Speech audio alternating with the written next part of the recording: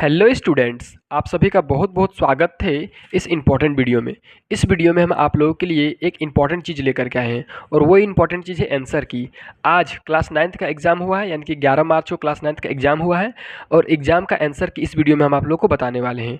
Maths का answer की बता दिए हैं, हिंदी का भी बता दिए हैं, इंग्लिश का भी बता दिए हैं, बस एक लास्ट साइंस का बाकी है। तो इस वीडियो में हम विज्ञान यानी कि साइंस का जो थ्योरी एग्ज़ाम हुआ है आप लोगों का, उसका संपूर्ण आंसर की बताने वाले हैं, वो भी बिल्कुल सही बिल्कुल अच्छा से। ठीक है, तो अगर अभी तक भी इस यूट्यूब चैनल को आप सब्सक्राइब नहीं कर सके हैं तो जल्दी से सब्सक्राइब कर लीजिए, क्योंकि ये चैनल आप लोग के लिए बहुत ज़्यादा इंपॉर्टेंट सिद्ध होगा क्लास 10th में।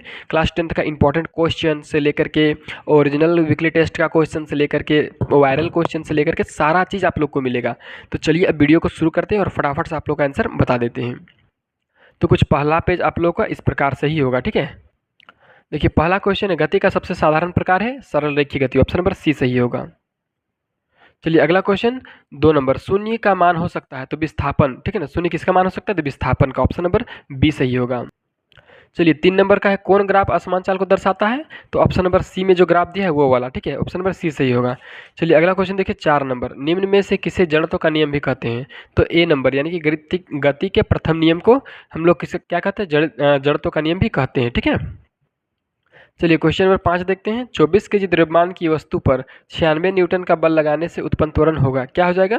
तो देखिए F बराबर m इंटू ए का फॉर्मूला लगाएंगे और 96/24 जाएगा अगर, तो हो जाएगा 4 मीटर प्रति second square. Option number C सही होगा। ठीक है, चलिए अगला क्वेश्चन देखते हैं 6 नंबर, क्वेश्चन पूछा है केजी इंटू मीटर पर सेकेंड मात्रक है, किसका मात्रक है, तो ये संवेग का मात्रक है। ऑप्शन नंबर बी सही होगा। तो चलिए अगला क्वेश्चन 7वां नंबर देखते हैं, सार्वत्रिक गुरुत्वीय स्थिरांक को दर्शाता है, तो किसको दर्शाता है, कौन सी चीज़ दर्शाता है, तो जी, बड़ा जी। ठीक है, चलिए 8वां क्वेश्चन हम देखते हैं। देखिए 8वां क्वेश्चन पूछा गया है, चंद्रमा पर 6 केजी द्रव्यमान की वस्तु का भार कितना होगा, तो चंद्रमा पर 6 केजी वस्तु का द्रव्यमान का वस्तु का भार हो जाएगा 9.8 न्यूटन, यानी कि ऑप्शन नंबर ए सही हो जाएगा। ठीक है, चलिए अगला क्वेश्चन देखते हैं 9 नंबर, जूल प्रति सेकंड किसका मात्रक है, तो ये आप लोग का ऊर्जा का मात्रक है। ऑप्शन नंबर बी सही होगा। ठीक है, चलिए अगला क्वेश्चन देखते हैं 10 नंबर, 1 केजी की वस्तु को कितनी ऊंचाई तक उठाने में 9.8 जूल ऊर्जा व्यय होगी, तो ये होगा आप लोग का 1 मीटर। ठीक है, ऑप्शन नंबर सी सही हो जाएगा। चलिए अगला क्वेश्चन देखते हैं हम लोग 11 नंबर का क्वेश्चन। ठीक है, क्वेश्चन पूछा, यदि किसी वस्तु का संवेग दूना कर दिया जाए तो उसकी गतिज ऊर्जा हो जाएगी, कितना हो जाएगा, तो 4 गुना। ऑप्शन नंबर सी सही होगा आप लोगों का यहाँ। तो चलिए अगला क्वेश्चन देखते हैं 12 नंबर, तरंगे किसका स्थानांतरित करती है, तो ये ऊर्जा का। ऑप्शन नंबर डी सही होगा यहाँ पे। चलिए अगला क्वेश्चन देखते हैं 13 नंबर, यदि क्रमिक संपीड़न एवं विरलन की दूरी 5 सेंटीमीटर हो तो तरंगदैर्ध्य का मान है, तरंगदैर्ध्य का मान हो जाएगा आप लोग का 10 सेंटीमीटर। आप लोग निकाल के भी देख सकते हैं।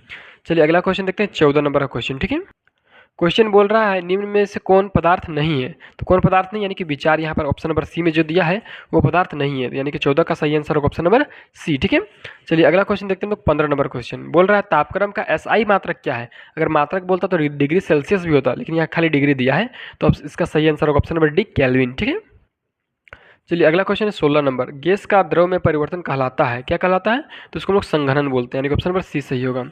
चलिए अगला क्वेश्चन देखते हैं 17 नंबर, बारूद है एक, बारूद क्या है, तो मिश्रण है। ऑप्शन नंबर सी सही होगा। ठीक है, चलिए अगला क्वेश्चन देखते हैं 18 नंबर, निम्नलिखित में कौन कोलाइडल नहीं है, तो कोलाइडल कौन सा नहीं है, तो वायु जो है वो कोलाइड नहीं है, यानी कि ऑप्शन नंबर सी सही होगा। चलिए 19 नंबर क्वेश्चन में, निम्न में से द्रव में कौन अनिश्चित है, तो आकार जो होता है द्रव का अनिश्चित होता है, यानी ऑप्शन नंबर बी सही होगा। 20 नंबर देखिए, निम्न में कौन द्विपरमाणुक है, तो द्विपरमाणुक होता है आप लोग का क्लोरीन, यानी कि आप लोग का बी नंबर ऑप्शन सही होगा। ठीक है, चलिए अगला क्वेश्चन देखते हैं हम लोग कौन सा, तो 21 नंबर क्वेश्चन, क्वेश्चन बोल रहा है SO2 के अणु में सल्फर एवं ऑक्सीजन के भार का अनुपात होता है, कितना होता है, तो 1:1। ठीक है, देखिए 22 नंबर पूछा, नाइट्रोजन गैस के लिए रासायनिक प्रतीक है।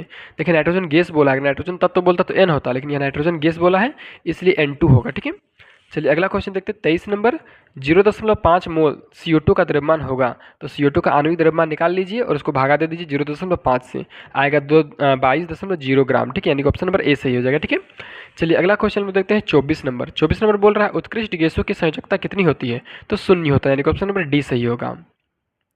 चलिए अगला क्वेश्चन देखते हैं 25 नंबर, किसी तत्व के समस्थानिकों में किसकी संख्या भिन्न होती है, तो न्यूट्रॉनों की संख्या भिन्न होती है। ऑप्शन नंबर सी सही हो जाएगा इस क्वेश्चन का सही आंसर।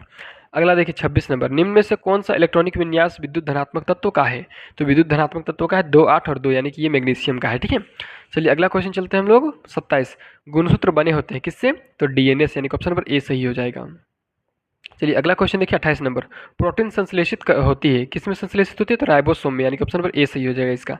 चलिए अगला क्वेश्चन देखते हैं 29 नंबर। ठीक है, क्या क्वेश्चन पूछा है? कोशिका का अपशिष्ट निपटाने वाला तंत्र है, तो ये आप लोग का लाइसोसोम, ऑप्शन नंबर बी सही हो जाएगा। चलिए अगला क्वेश्चन देखिए 30 नंबर। एक संयोजी उत्तक है, तो कौन सा एक संयोजी उत्तक है? तो ऑप्शन नंबर डी, इनमें से सभी जो है वो संयोजी उत्तक है, रक्त, अस्थि और कंडरा तीनों। ठीक है, चलिए अगला क्वेश्चन देखिए 31 नंबर। रक्त के तरल भाग को क्या कहते हैं? तो रक्त के तरल भाग को हम लोग प्लाज्मा कहते हैं, यानी कि ऑप्शन नंबर ए सही हो जाएगा इस क्वेश्चन का। ठीक है, चलिए अगला क्वेश्चन देखते हैं 32 नंबर। असमतापी जंतु है, कौन सा असमतापी है? तो असमतापी आप लोग इनमें से सभी है, ठीक है ना, मच्छर भी, छिपकली भी और सांप भी, ऑप्शन नंबर तीनों। ठीक है, तो डी सही होगा। चलिए अगला क्वेश्चन देखते हैं 33। मछली के हृदय में कितने कक्ष होते हैं? तो मछली के हृदय में 2 कक्ष होते हैं, यानी कि ऑप्शन नंबर ए सही हो जाएगा आपका यहाँ पे। चलिए अगला क्वेश्चन 34 नंबर देखिए। आर्थ्रोपोडा समूह का एक जंतु है, तो आर्थ्रोपोडा समूह का जंतु कौन सा है? तो ये केकड़ा है, यानी कि ऑप्शन नंबर आप लोग का सी सही होगा। ठीक है, चलिए अगला क्वेश्चन देखने से पहले आप लोग को बता देना चाहते हैं कि इस यूट्यूब चैनल में आप लोगों को क्लास 10th का सारा स्टडी मटेरियल मिलेगा, तो जल्दी से चैनल को आप लोग सब्सक्राइब करके रखिए ताकि कहीं देर ना हो जाए, आप लोग छूट ना जाए। चलिए 35 नंबर क्वेश्चन पूछा है, सजीवों की मौलिक इकाई है, तो सजीवों की मौलिक इकाई को हम लोग कोशिका बोलते हैं, यानी कि ऑप्शन नंबर डी सही होगा। कुछ कुछ इसका शिक्षक इसका उत्तर बता रहे हैं जो कि गलत है, ऑप्शन नंबर डी सही होगा, कोशिका। चलिए अगला क्वेश्चन देखते हैं लोग 36 नंबर। क्वेश्चन है जिन रोगों की अवधि कम होती है। ये क्वेश्चन सही है, लेकिन आंसर यहाँ पर एक भी सही नहीं है, आंसर सारा गलत है। क्योंकि देखिए जिन रोगों की अवधि कम होती है हम लोग दीर्घकालिक रोग नहीं, अल्पकालिक रोग बोलते हैं, यहाँ अल्पकालिक है ही नहीं। ठीक है, तो इसका तो ये तो क्वेश्चन ही गलत है, या तो फिर बोल लीजिए कि यहाँ पर कोई ऑप्शन है ही नहीं। ठीक है, तो इस वीडियो का इस क्वेश्चन का आंसर जल्दी से आप लोग कमेंट में बताइए कि क्या करना चाहिए झारखंड बोर्ड को, क्योंकि 1 नंबर का यहाँ तो मिसिंग क्वेश्चन है। जीवमंडल का निर्जीव घटक है, तो ये में से तीनों, वायु भी, जल भी और मृदा भी, इनमें से तीनों जो है वो जीवमंडल का निर्जीव घटक है। ठीक है, चलिए 38 नंबर क्वेश्चन देखते हैं। शुक्र एवं मंगल ग्रहों पर वायुमंडल का मुख्य घटक है, तो वो है आप लोग का CO2, यानी कि ऑप्शन नंबर ए सही हो जाएगा। ठीक है, चलिए अगला क्वेश्चन देखते हैं, क्वेश्चन नंबर 39। ठीक है, क्या क्वेश्चन पूछा है? तो मधुमक्खियों फूलों से एकत्र करती है, तो मकरंद भी और पराग भी, ऑप्शन नंबर सी सही हो जाएगा आप लोग का। ठीक है, चलिए अगला क्वेश्चन देखते हैं लोग 40 नंबर। अंडे देने वाली मुर्गी को कहते हैं, अंडे देने वाली मुर्गी को हम लोग लेयर बोलते हैं, ऑप्शन नंबर बी सही हो जाएगा इसका। ठीक है, तो इस प्रकार से देखिए हम आप लोगों को 40 का 40 क्वेश्चन का आंसर बिल्कुल सही बताए हैं। तो अगर अभी तक भी आपको समझ में नहीं आया है कि कितना ज़्यादा इंपॉर्टेंट है, तो मेरे भाई, मेरे दोस्त, जल्दी से चैनल को सब्सक्राइब कर लीजिए, जल्दी से कर लीजिए, क्योंकि 10th क्लास में ये चैनल आप लोग के लिए बहुत ही हेल्पफुल होने वाला है। तो चलिए इस वीडियो को हम यहीं पे ख़त्म करते हैं। आप लोग चैनल को जल्दी से सब्सक्राइब करके रखिए।